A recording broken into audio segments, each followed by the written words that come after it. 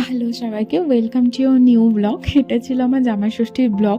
তো জামাই ষষ্ঠীর ছবি টবি আমি আগেই আপলোড করে দিয়েছি, আর এখন মোটামুটি এত ব্যস্ত আমি কয়েকদিন ধরেই, তো আমার এটা এডিট করার সময় হয়নি। আমি মেঘালয়ে বসে এটা এডিট করছি, কারণ অনেক দিন হলো জামাই ষষ্ঠী, এবারে আমার ব্লগটা দেওয়া দরকার।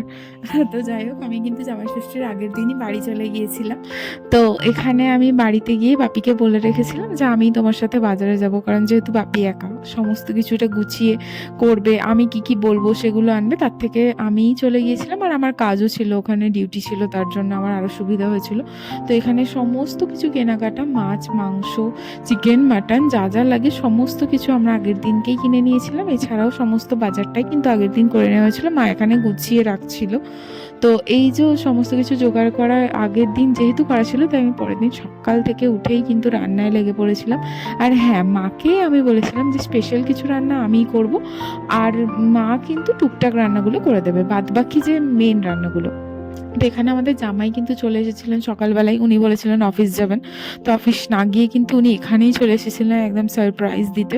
তো এই যে আগেই উনি খেয়ে নিয়েছিলেন, কারণ ওনার এত খেতে পাচ্ছিল। আমি বলছিলাম যে আরে দাঁড়াও, মা তোমাকে আশীর্বাদ করুক, তারপর তো খাবে। তো যাই হোক, তারপরে মায়ের বরণ টরণ আশীর্বাদ করা হয়ে গিয়েছিল। তো তারপরে ও প্রণামটা করেই খেতে শুরু করে দিয়েছে, এরকম একটা ব্যাপার। তো আমি বলেছিলাম এসে যখন পড়েছো, আমার ভিডিও ক্লিপিংসগুলো কিন্তু ঠিকঠাক করে নিয়ে রাখবে। তো এখানে ভেটকির পাতুরি বানাচ্ছিলাম, ও সেই ভিডিওটাই নিয়েছে। এছাড়াও আমার অনেক কিছু ভিডিও কিন্তু ও নিয়ে রেখেছে ছোট ছোট, যেগুলো আমি ওকে আগে থেকেই বলে রেখেছিলাম যে তুমি এসে যখন পড়েছো, তোমাকে কিন্তু আমাকে কাজে লাগতেই হবে, মানে শুয়ে বসে জামাই আদর খেতে গেলে কিন্তু হবে না।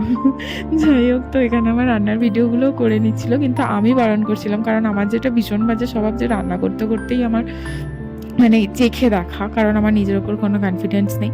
আর মাকে আমি বলেছিলাম যে তুমি রান্না টান্না করে নিয়ে মোটামুটি রান্নাঘর থেকে বেরিয়ে যাবে, আমাকে রান্নাঘরটা একাকে ছেড়ে দিতে হবে, কারণ আমার এটাই ভীষণ বাজে স্বভাব, কখন কিসে হাত দিয়ে ফেলি কোনো ঠিক নেই। যাই হোক, এই ছিল আমাদের মেন রেসিপি: ভাত, মিক্সড ফ্রাইড রাইস, শাক ভাজা, পোস্ত আলু ভাজা, নুন লেবু তো ছিল, এর সাথে ছিল আমাদের ফিশ ফ্রাই, ফিশ চপ, আর ছিল ডাল, আর ছিল ভেটকির পাতুরি, আর গলদা চিংড়ির মালাইকারি, আর ছিল পনিরের, আমি একটা কসুরি মেথি দিয়ে একটা পনির বানিয়েছিলাম সেটা, আর মাটন রোগান জোস ছিল, আর মিষ্টি আম দই এগুলো ছিল।